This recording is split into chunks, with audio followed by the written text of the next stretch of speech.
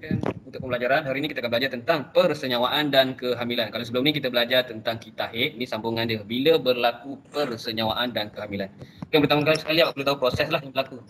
Okey, persetubuhan. So, bila berlaku persetubuhan, sperma akan dipindahkan. Daripada mana?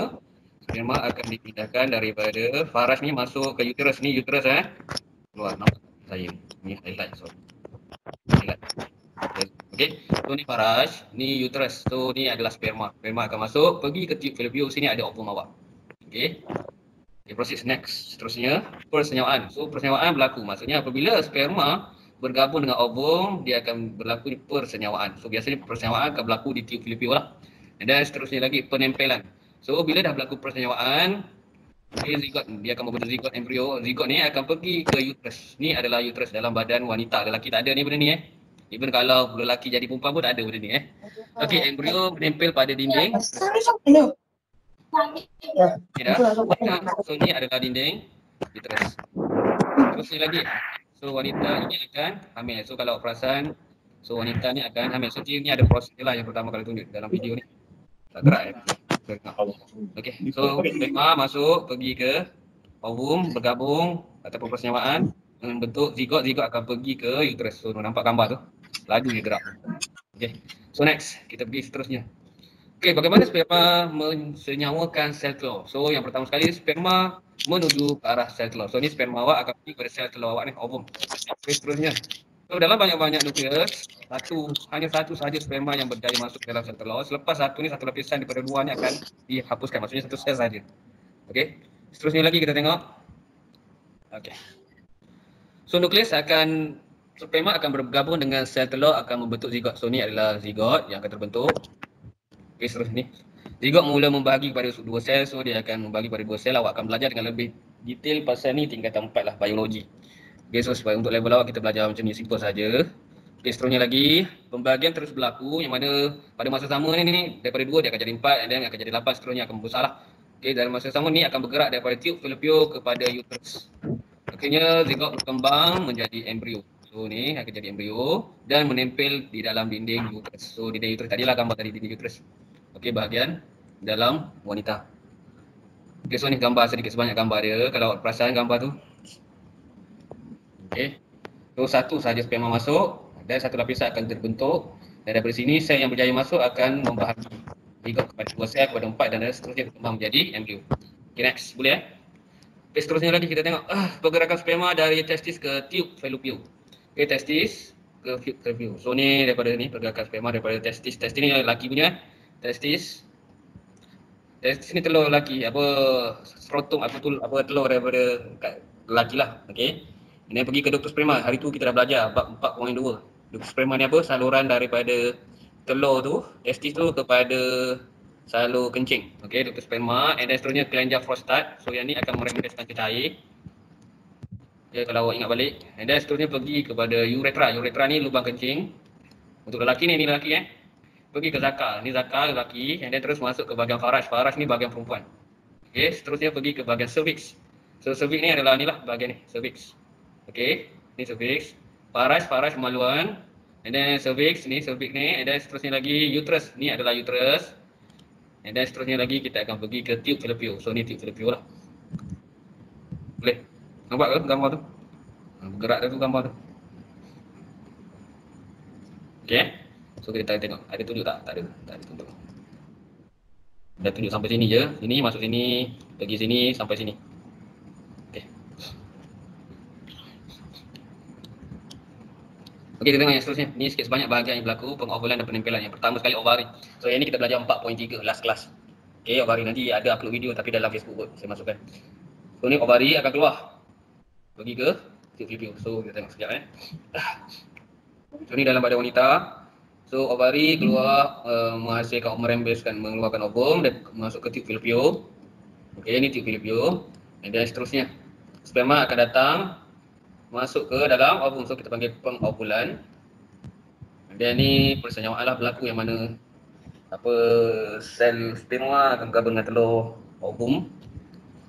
Dan ni pembahagian berlaku zigot jadi 4 and then seterusnya jadi makin banyak. Dan kita akan membentuk embrio. Embrio ni macam anak. anak berudu tu apa baby, nanti kita tengok lepas pada ni embrio, apa itu embrio. So yang ni akan menempel di bahagian uterus. So ni lah, kalau tahu sini biasanya kawasan ni sebenarnya adalah kawasan darah. Kalau perasan sebelum ni kita belajar 4.3. So sini lapisan darah dan juga uterus. Yang mana kalau tak berlaku persenyawaan, darah ni akan runtuh, dipanggil kitahik lah. Ingat ke tak ingat? Tak tahu. Ingat. So lapisan darah ni akan membentuk. So bila berlaku persenyawaan, so lapisan darah ni tak akan runtuh lah. So sebab dia akan, lapisan darah ni akan membekalkan nutrien kepada embrio ni. Okay, so kita tengok lagi seterusnya.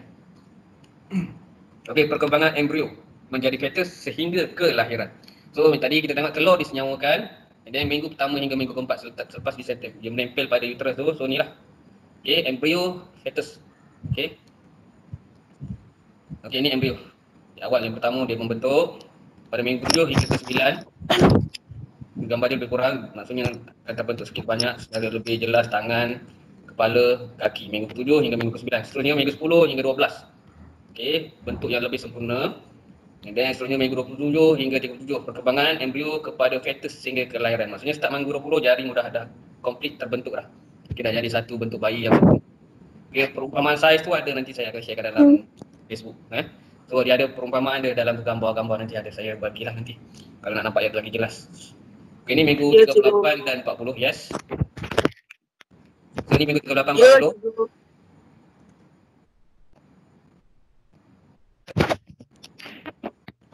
Ini minggu 38 hingga 40. So ni lah 40, minggu 40 maksudnya 9 bulan lah ni. Okay.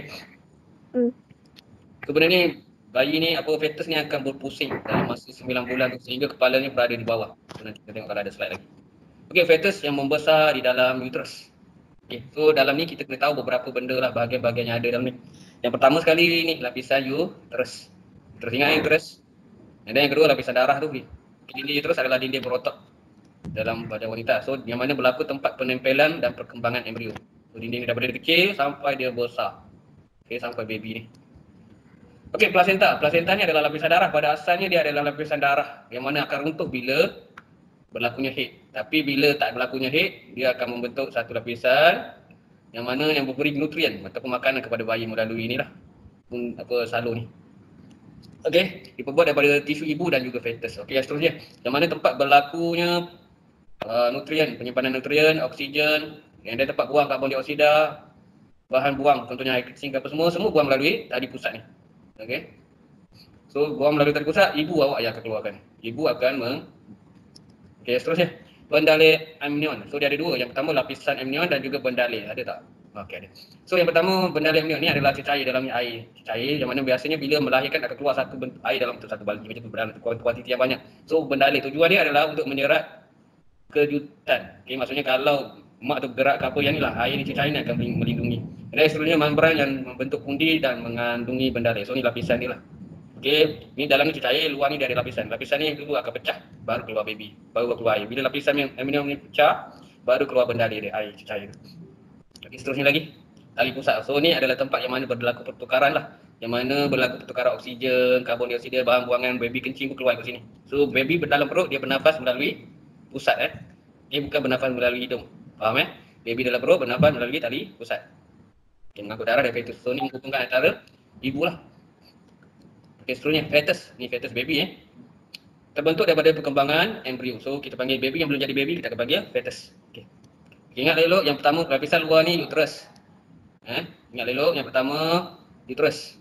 Yang kedua plasenta. Yang tiga amnion, bendalek amnion ataupun lapisan membran amnion. Dalam ni bendalek amnion. Yang seterusnya lagi ni tali pusat, and then ni fetus. Okay, so ada berapa function?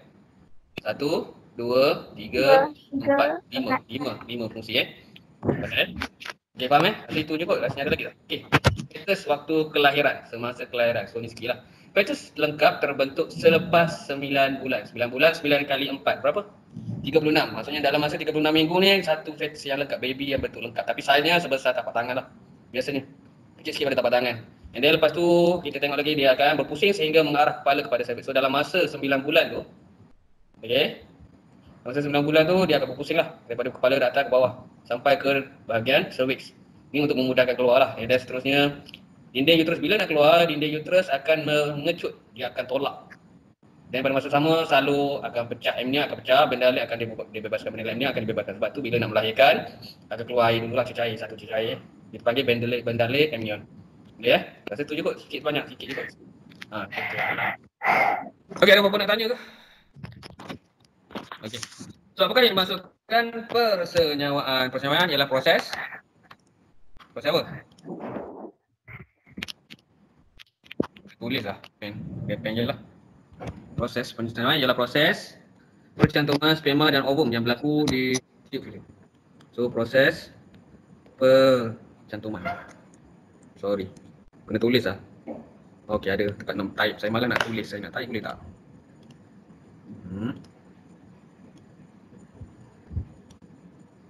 Boleh tulis tak? Boleh tulis. Alhamdulillah. Apakah yang masuk persenyawaan? Persenyawaan ialah proses, huruf besar. Proses percantuman antara sperma dan ovum. Okey, kalau panjang lagi di tube fallopian untuk menghasilkan zigot. Kalau nak jawab pendek, kita highlight sini je. Proses percantuman antara ni dan sperma.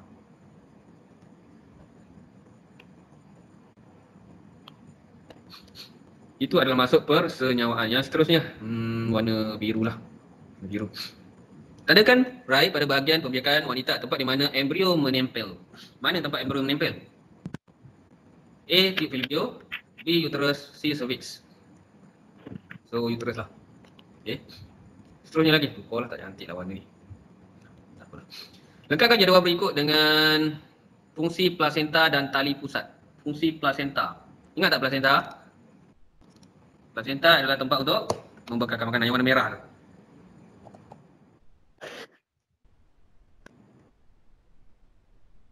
Embrio. Okey, seterusnya lagi tali pusat. Menyalurkan menyalurkan makanan dan oksigen dari ibu kepada embrio. So plasenta adalah tempat untuk bekalkan makanan dan oksigen. Tali pusat tempat untuk menyalurkan. Okey, so ni awak kena tulis ni. Boleh tulis sendiri ke? Kena saya tulis? Boleh So ni apa? Dia nampak macam ni. Persenyawaan. Kalau macam ni, ni zigot zigot zigot, betul ke zigot? Zigot lah. Zigot membentuk embrio. Ni embrio Ni kita panggil fetus. Dan ni dah keluar ni kita panggil apa? Bayi. Boleh?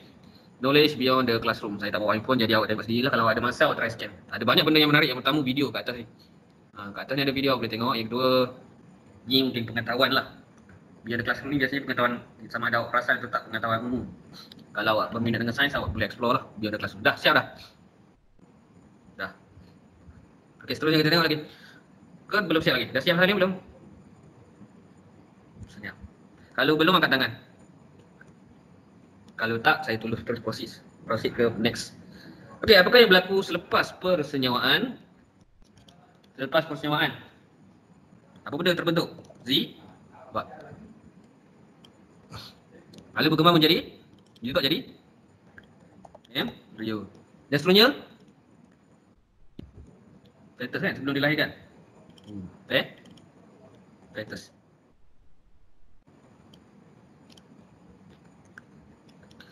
Tanda karaik bagi pernyataan yang tepat tentang fungsi nutrisi untuk wanita hamil. So ni rasanya dalam bab seterusnya ada tak? So itu je kot. Yang ni kita akan belajar nanti ke? Boleh? Ke nak sambung lagi? Saya rasa sampai sini je kot. Ke nak terus lagi ke? Faktor yang mempengaruhi fetus dan bayi. So ni bab yang seterusnya pemakanan ni, ibu. Biasanya bila dah pregnant kita perlu ada pemakanan yang seimbang untuk membantu menghasilkan bayi yang lebih sihat lah. Okay. So nak ke? Nak sambung lagi ke? Stop je sampai 12.30. Okay, saya rasa macam mana? Nak sambung lagi ke? 4.8. Faktor yang 4.5. Nak sambung lagi ke tak? Siapa nak sambung? Buat tu. Belum buat. So, ya, Cikgu Fazal. Cikgu Fazal dah ajar?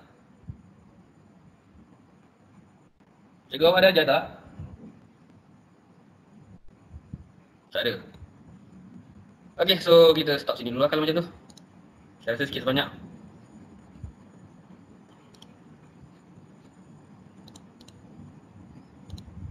Sekian, terima kasih.